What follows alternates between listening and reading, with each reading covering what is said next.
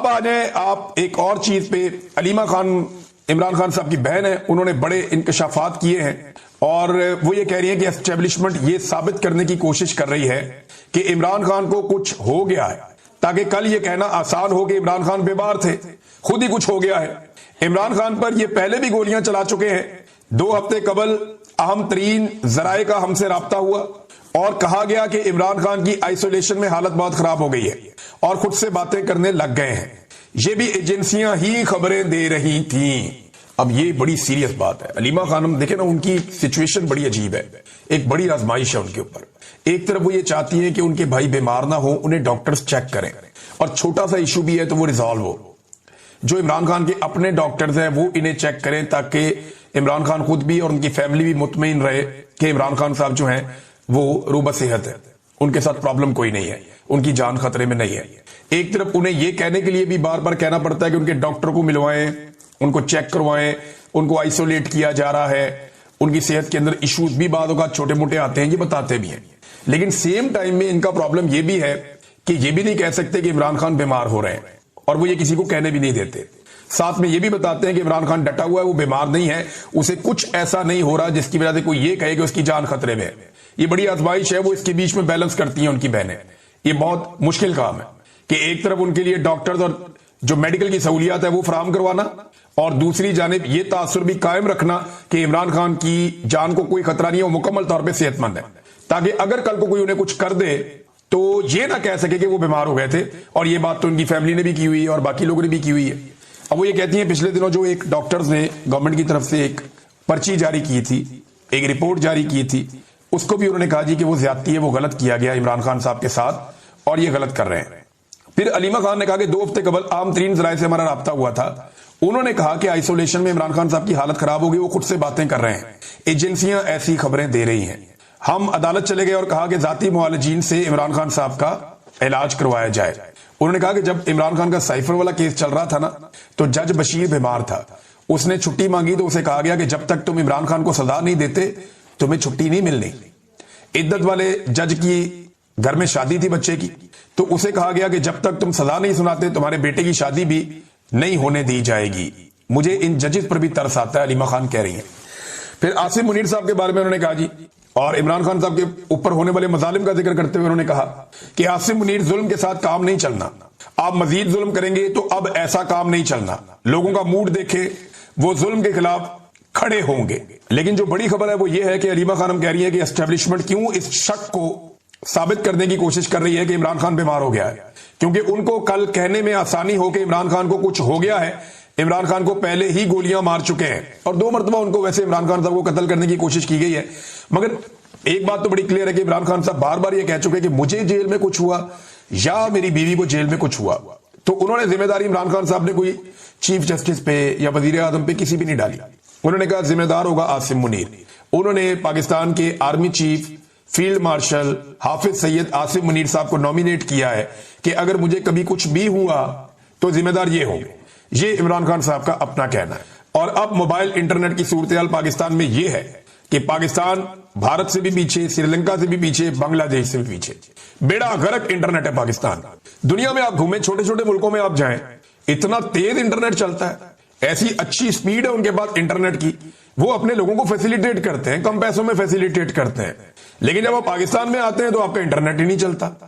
Cases Imran Khan صاحب کے کیسے چلائے جا رہے ہیں ذرا یہ دیکھیں. یہ بڑی زبردست ایک ٹائم لائن ہے, ثاقب بشیر صاحب بڑے اچھے جرنلسٹ ہیں, انہوں نے یہ ٹائم لائن شیئر کی ہے. وہ یہ بتاتے ہیں, عجیب و غریب ٹائم لائن ہے. یہ جو 190 ملین پاؤنڈ کا کیس ہے اسلام آباد ہائی کورٹ میں چل رہا ہے, میں ایک ایگزامپل آپ کو دے رہا ہوں, بہت سارے اور کیسز بھی ہیں, بہت ساری اور چیزیں بھی, اور یہی عمران خان صاحب کے ساتھ ہوتا ہے. وہ کہتے ہیں جی کہ کبھی ایسا ہوتا ہے کہ بینچ نہیں ہوتا, اور کبھی ایسا ہوتا ہے کہ نیب نہیں ہوتا, اور اب تو کیس ہی نہیں لگ رہا. 190 ملین پاؤنڈ کی سزا ہوتی ہے 17 جنوری کو.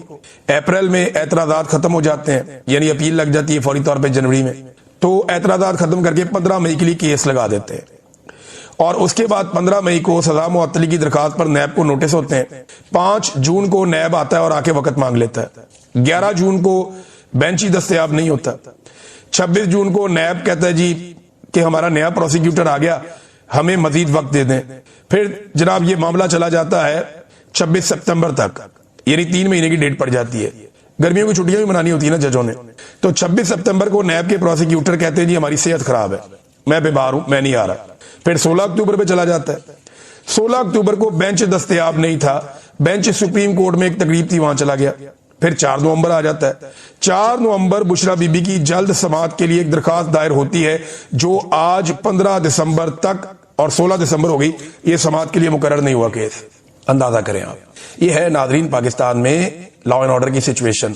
ये कानून और आइन के साथ अदलिया के अंदर इस किस्म का खिलवाड़ हो रहा है कि जनवरी में जो फैसला हुआ उसकी अभी तक समाअत नहीं हो सकी दोबारा, जो अपील लगाई गई, और बार बार ये भी अपील की गई कि जल्द समाअत की जाए। लिहाजा उन्हें एहतराम के साथ वापस उनके मुल्क में भिजवाया जाए, बड़े तरीके से उनके साथ मामलात मैनेज किए जाए, और दोनों ममालिक मिलकर दहशतगर्दों के खिलाफ कार्रवाई करें। अफगानिस्तान को जो लोग मतलूब है पाकिस्तान उनके खिलाफ कार्रवाई करे, पाकिस्तान को जो लोग मतलूब है अफगानिस्तान उनके खिलाफ कार्रवाई करे। जब दोनों ममालिक की सरजमीन तंग हो जाएगी दहशतगर्दों के लिए, तो उनके पास 2 रास्ते होंगे, या तो वो दीवार के साथ लग जाएंगे, उनको मरना पड़ेगा, या फिर उन्हें हथियार फेंकने पड़ेंगे और सरेंडर करना पड़ेगा सरकार के सामने। तो ये एक आइडियल सिचुएशन हो सकती है जिसका तज़किरा इमरान खान साहब ने एक मरतबा नहीं कई मरतबा किया है। बहरहाल अब दूसरे ममालिक हमारी सुलह करवा रहे हैं अफगानिस्तान के साथ, और ये वो अफगान तालिबान हैं जिनको हमने खुद बनाया था।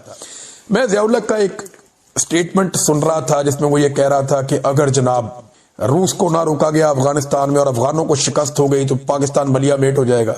डरा के पाकिस्तानियों को इतने डॉलर इकट्ठे किए ज़ियाउल हक ने और उसके जर्नैलों ने, पाकिस्तान में क्लाशनकोव कल्चर और मंशियात लाके तबाह बर्बाद कर दिया पूरी कौम को। ये पहला जो इसका कसूरवार है ज़ियाउल हक। उसके बाद जनाब मुशर्रफ का टाइम आया तो वो अमेरिका की जंग का हिस्सा बन के उन्हीं तालिबानों के खिलाफ हो गया, और एक नई जंग में उसने पाकिस्तानियों को झोंक दिया कि जनाब अगर अमेरिका की बात ना मानी और वो आ गया तो वो पाकिस्तान को पत्थर के दौर में धकेल देगा। अब ये एक मुशर्रफ साहब का भी खौफ था, ज़ियाउल हक भी बुज़दिल था, मुशर्रफ भी बुज़दिल था। तो इन दोनों ने हमें एक ऐसी जंग का हिस्सा बनाया जिसका पाकिस्तान को हिस्सा नहीं बनना चाहिए था। और अब अगर आप बात करें तो मौजूदा जो मिलिट्री क़यादत है वो भी इस खित्ते को और इस सारे रीजन को ऐसे ही देख रही है। हालांकि होना ये चाहिए कि हम अफगानिस्तान के साथ मामला तय करें और दहशतगर्दी के खात्मे के लिए मिलकर काम करें, ताकि दोनों को कामयाबी मिल सके और हमारी जो मगरबी सरहद है वो हमेशा के लिए महफूज हो जाए। नादरीन, गजा के हवाले से पाकिस्तान ने एक मुआहदा तो किया है, मुआहदे के ऊपर दस्तखत भी किए हैं। डोनाल्ड ट्रंप के बकौल जो गजा का अमन मुआहदा है उस पर सारों ने दस्तखत किए। शहबाज शरीफ वगैरह मुकर गए थे कि जनाब हमने तो दस्तखत किए जिस पेपर पे, वो तो पेपर में कुछ और लिखा था, यहां पे तो कुछ और है। लेकिन जब वो पेपर सामने आए और जब डोनाल्ड ट्रंप ने कहा तो इन्होंने उसको डिनाई नहीं किया। डोनाल्ड ट्रंप ने कहा जी इन्होंने इसी मुआहदे के ऊपर दस्तखत किए हैं और ये पहले दिन से मेरे साथ हैं और ये कह रहे हैं जी शुरू से हम आपके साथ हैं, और उन्होंने मुझे पूरी सपोर्ट दी है। और स्पेशली उसने नाम लिया शहबाज शरीफ का और आसिम मुनीर का, वो इनसे बहुत खुश था दोनों से। तो डोनाल्ड ट्रंप ने तो ये वाजे कर दिया कि जनाब ये उसके अंदर हिस्सेदार है। अब उस मुआहदे के तहत तो अमन होना चाहिए था, जंगबंदी होनी चाहिए थी, लेकिन लगातार इसराइल फलस्तीनियों का वहां पे कत्लेआम कर रहा है। अब एक और बड़ी अफसोसनाक खबर आई है, फलस्तीनियों से भरी हुई एक बस के ऊपर हमला किया गया, इसराइल ने हमला किया, 11 फलस्तीनी शहीद कर दिए। इनका ताल्लुक एक ही खानदान से था। रोजाना खबर आती है, कभी 10 शहीद कर दिए, कभी 20 शहीद कर दिए, कभी इससे ज्यादा शहीद कर दिए। तो कत्लो गारतगिरी का सिलसिला रुक नहीं रहा। तो जो मुआहदे पे दस्तखत करने वाले मुल्क थे, क्या उनमें से किसी एक मुल्क ने भी अमेरिका से राब्ता किया और उस मुल्क ने कहा हो कि जनाब आपने जंगबंदी करवाई है, ये क्या हो रहा है? बदस्तूर वहां पे कत्लेआम हो रहा है, ये कैसी जंगबंदी है, इसके बावजूद कत्लेआम नहीं रुक रहा। तो पाकिस्तान को इसके ऊपर आवाज उठानी चाहिए। देखें, 3 चीजें हैं जिसपे पाकिस्तान की गवर्नमेंट को क्लैरिटी लेकर आनी पड़ेगी।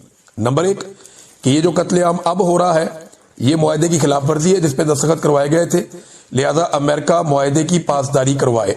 नंबर 2, अब्राहम अकॉर्ड के ऊपर डोनाल्ड ट्रंप का दावा है कि सऊदी अरब के साथ साथ सारे मुल्क इसको कबूल कर लेंगे, इसराइल को तस्लीम कर लेंगे।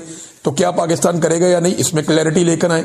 तीसरा, डोनाल्ड ट्रंप ने खुद कहा कि उनकी फौज वहां जाएगी जरूर, लेकिन हमास को गैर मुसल्ला करने का काम उनकी फौज नहीं करेगी, वो और लोग करेंगे उनके लिए। तो और लोग जो है वो फौजी होंगे जो ये काम करेंगे। तो बाकी फौजें तो इंडोनेशिया की, पाकिस्तान की और कुछ और जगहों से जा रही हैं।